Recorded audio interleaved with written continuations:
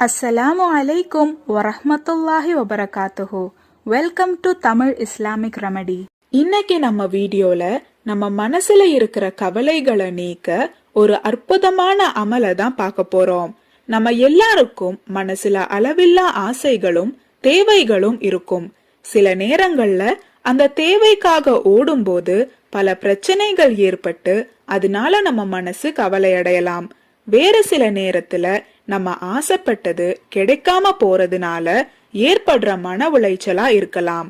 அல்லாஹு தஆலா இந்த உலகத்துல இருக்கிற எல்லா நபர்களுக்கும் ஏதாவது ஒரு விதத்துல கவலைகளை கொடுத்து சோதிப்பான். இந்த மாதிரி நேரத்துல நம்ம செய்ய வேண்டிய முதல் முக்கியமான அமல் தான் குர்ஆன் ஓதுறது. அல்லாஹு தஆலா பூமிக்கு இறக்குன மிக சிறந்த நிஅமத்து தான் குர்ஆன்.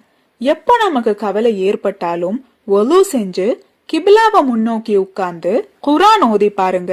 உங்க மனசுல இருக்கிற கவலைகள் நீங்கி உங்க மனசுக்கு ஒரு கிளாரிட்டி கிடைக்கும்.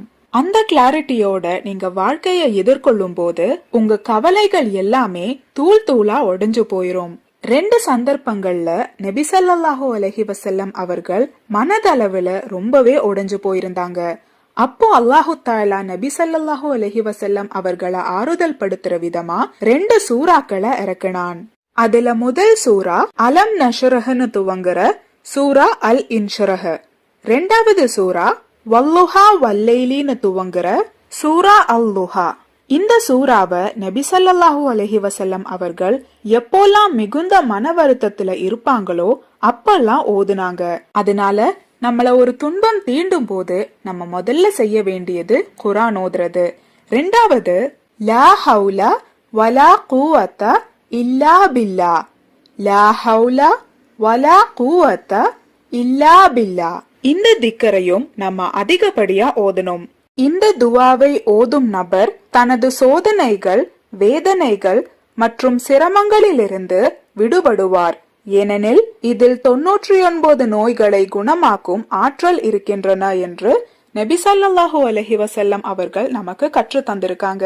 அதனால இன்ஷா அல்லாஹ் எப்போல்லாம் நம்ம மனசுக்கு பிடிக்காத விஷயங்கள் நடந்து நம்ம மனசு கஷ்டப்படுதோ அப்போல்லாம் இந்த ஒரு திக்கரை அதிகப்படியா ஓதுங்க. இந்த திக்கரை நீங்க ஓதுனதுக்கான பலனா அல்லாஹு தஆலா உங்களோட அனைத்து கவலைகளையுமே நீக்கி விடுவான். அல்லாஹு தஆலா நாம் அனைவரையும் அனைத்து விதமான ஷர்ரிலிருந்தும் பாதுகாப்பானாக. ஆமீன்.